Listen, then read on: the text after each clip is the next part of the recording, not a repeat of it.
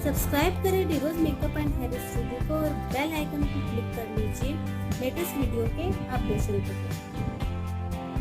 India's best people, welcome back to my channel डिरोज makeup and hair studio. This video हम बात करने वाले हैं नो पू मेथड की, मतलब आप बिना शैम्पू के अपने बाल को स्ट्रांग और हेल्दी और क्लीन कैसे रख सकते हैं।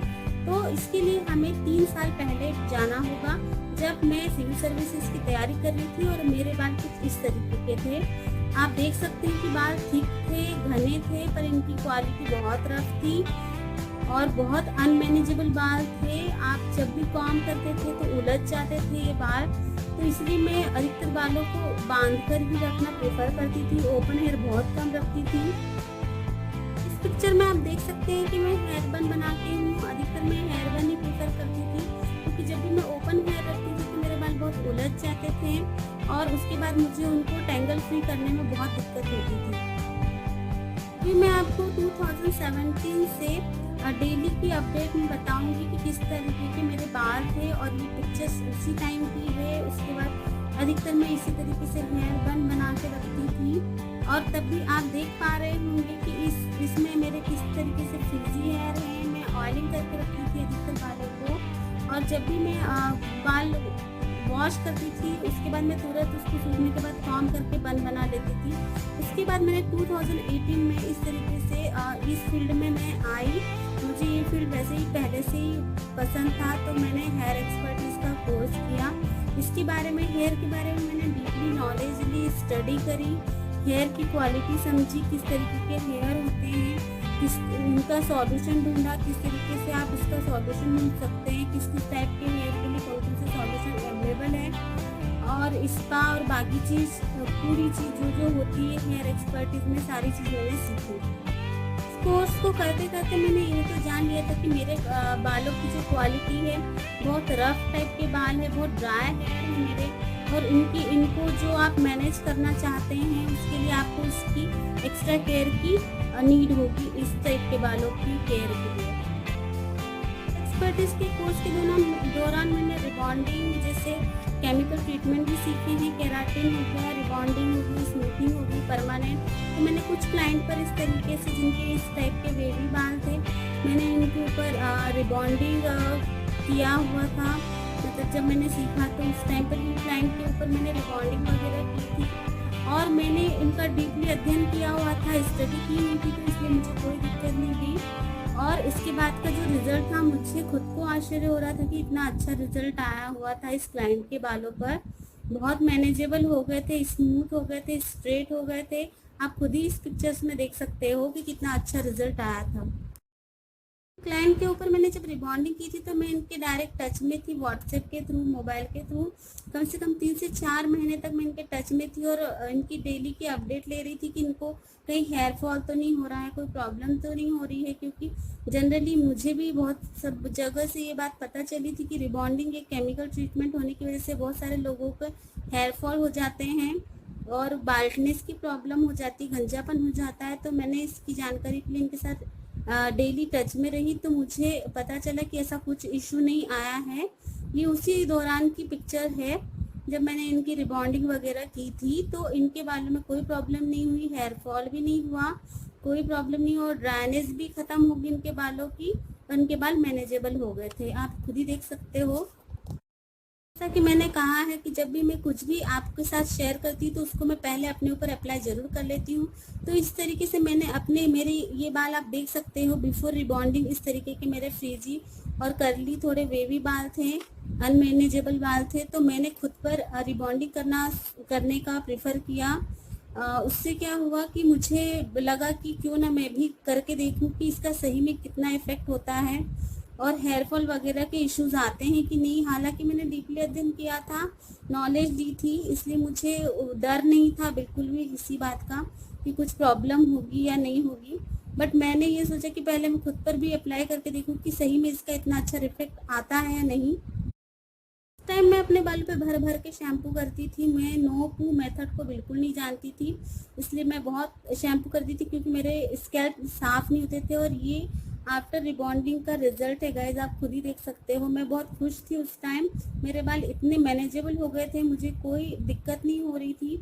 बस कहीं भी जाना हो तो आपको बस सीधे अपने बालों पर एक कॉम्ब घुमानी और आपके बाल बिल्कुल स्ट्रेट लुक, सिंपल और बहुत ही प्यारे लगते थे। जैसा कि आप जानते हो कि रिबॉन्डिंग का जो इफेक्ट होता है 1 ईयर ही रहता है, उससे ज़्यादा नहीं रह पाता है, क्योंकि उसके बाद जो आपके नए स्केल्प से बाल आते हैं तो वो तो वेवी ही आएंगे, उसके लिए कोई सॉल्यूशन नहीं है गाइस। जो आपके जो बाल रिबॉन्ड हो चुके, मतलब स्ट्रेट हो चुके परमानेंट, उसमें कोई दिक्कत नहीं आती है, बट जो आपके नए बाल उगते हैं वो तो वेवी ही आने थे, उसमें कोई ऐसा इशू नहीं था। तो 1 साल मैंने अपने बालों के साथ खूब मज़े किए हैं गाइस, बहुत अच्छा फील था वो, मुझे आज भी याद है। इस तरीके से मैं कुछ दिखती थी उस टाइम पर। पिक्चर मैं इसलिए भी शेयर कर रही हूँ गाइस कि बहुत सारे लोग रिबॉन्डिंग से डरते हैं, बट ऐसा कुछ नहीं होता है। आपको बस ये है कि हेयर एक्सपर्टी से ही कराना होता है। अभी के बाल मेरे ये कुछ इस तरीके से हैं, क्योंकि मेरे रिबॉन्डेड हेयर मैंने सारे काट लिए थे पूरे तरीके से। लगभग 3 मंथ हो गए हैं मैं ये नो पू मेथड को फॉलो कर रही हूँ, और आप देख सकते हो मेरे बालों में जो शाइन है ये नेचुरल शाइन है, और ये वेवी हेयर है मेरे, इसलिए इस तरीके से आपको दिख रहे हैं। तो अब हम नंबर 1 स्टेप देखते हैं कि हम बिना शैम्पू के अपने बालों को कैसे क्लीन कर सकते हैं। तो ये फर्स्ट, इसमें आप इस तरीके से लेमन ले सकते हो और इस शुगर ले सकते हो। अगर ये बहुत ऑयली हेयर के लिए बता रही हूँ गाइस, जिनके बहुत ऑयली हेयर है या उन्हें ऑयलिंग कर रखी है, उसके लिए आप इस तरीके से एक लेमन ले लीजिए और उसको हाफ कट कर लीजिए इस तरीके से। जिनकी स्कैल्प बहुत ऑयली होते हैं गाइस, उसके लिए ये वाली मेथड बहुत काम करती है, और आपको बिना शैम्पू के आपके बाल नेचुरल तरीके से पूरे क्लीन हो जाते हैं, स्कैल्प क्लीन हो जाते हैं। तो इस तरीके से शुगर लेनी है गाइस, जिस तरीके से हम स्क्रब करते हैं शुगर और लेमन से, सेम गीले बालों में हमें इसी तरीके से स्कैल्प पर स्क्रब करना होता है। आप देख सकते हो, मैं आपको हैंड पर करके दिखा रही हूँ। बस इसी तरीके से हमें, जब तक शुगर मेल्ट ना हो जाए, बालों को गीला कर लीजिए पूरी तरीके से, और स्कैल्प पे इस तरीके से लेमन के साथ स्क्रब करिए और 10 से 15 मिनट अपने स्कैल्प की मसाज कीजिए। पूरा 1 लेमन लग जाता है आपके बालों को, स्कैल्प को साफ करने के लिए। अच्छे से मसाज कर लीजिए और उसके बाद आप वॉश कर लीजिए प्लेन वाटर से। तो इससे आपके ऑयली हेयर पूरी तरीके से साफ हो जाते हैं गाइस। तो ये वाला आप मैं सेकंड फार्मूला बताती हूँ आपको, जो जिससे कि आप अपने ऑयली स्कैल्प को साफ कर सकते हैं। जी हाँ गाइस, ये बेसन है। बेसन को इस तरीके से आपको लेना है 1 टीस्पून के अराउंड। अगर आपके बाल लंबे हैं तो भी आपको इतना ही लेना है, छोटे हैं तो भी इतना ही लेना है। इसको आपको घोल लेना है वाटर के साथ, नॉर्मल वाटर के साथ, जैसे हम बेसन पकोड़े का घोल बनाते हैं, सेम वैसा ही घोल बनाना है, और इसको अपने स्कैल्प पे लगा लेना है गाइस, और 10 से 15 मिनट आपको रखना है। इस वाली मेथड में आपको इसको 10 से 15 मिनट रखना होता है गाइस, और उसके बाद मसाज करते हुए नॉर्मल प्लेन वाटर से अपने स्कैल्प को, बालों को क्लीन कर लेना होता है। आप देखेंगे कि आपके बाल पूरी तरीके से क्लीन हो चुके हैं इस मेथड के द्वारा, और आपके बालों का ऑयल भी पूरी तरीके से निकल जाता है। अब ये थर्ड मेथड देखते हैं गाइस। हमें बालों को क्लीन करने की, इसके लिए हम मुल्तानी मिट्टी लेते हैं।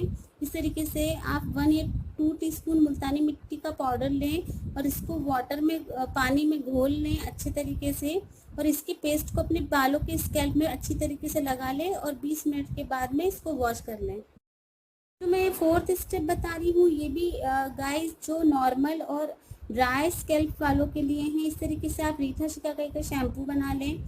ये मैंने सोपनर शैम्पू बनाया था, इसकी रेसिपी भी मैंने इस पर अपलोड की हुई है। मैं वीडियो के एंड में इसकी रेसिपी दे दूँगी। तो ये ड्राई जिसके हेयर होते हैं उनके लिए बहुत कारगर है, पूरी तरीके से साफ़ हो जाता है, और आपके बालों का एक्सेस ऑयल भी नहीं निकल पाता है गाइस।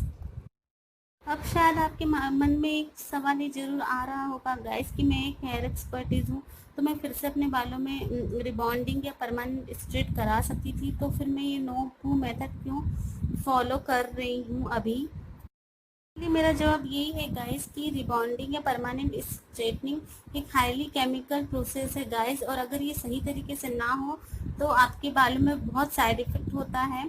और मेरा झुकाव शुरू से ही आयुर्वेदिक तरफ ज़्यादा रहा है, और मैं अब अपने बालों को कर्ली लुक देना चाहती थी, और ऑलरेडी मेरे कर्ली हेयर है, तो मैं वही उसी तरीके से इसको बढ़ाना चाहती थी। इसलिए मैंने सारे परमानेंट जो स्ट्रेट बाल थे उनको मैंने हटाकर अब मैं अपने कर्ली गर्ल मेथड की तरफ, आप शायद देख सकते हो इस कर्ली गर्ल मेथड क्या होती है, जान सकते हो, नहीं पता होता आप कमेंट करके मुझसे पूछ लेना। तो ये इसको फॉलो कर रही हूँ गाइस, इससे आपके बालों को नया टेक्सचर मिलता है और वो बहुत अच्छे हो जाते हैं नेचुरली, फिर फ्रेंड की भी शिकायत नहीं रहती है guys. Thanks for watching guys, useful होगा तो लाइक शेयर कमेंट कीजिए, बाय।